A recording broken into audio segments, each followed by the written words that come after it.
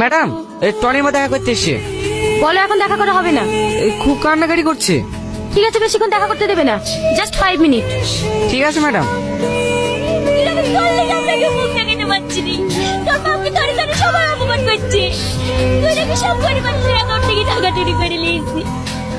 তুই বিশ্বাস করো মা, আমাকে মিথ্যা ফাঁসি হয়েছে।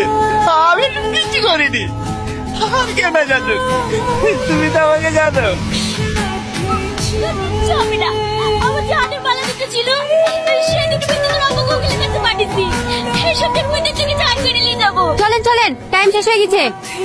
তুই যদি চিন্তা করিস মতো সব ঠিক হয়ে যাবে। হ্যালো স্যার, আপনাদের একজনকে ধরে ফেলেছি।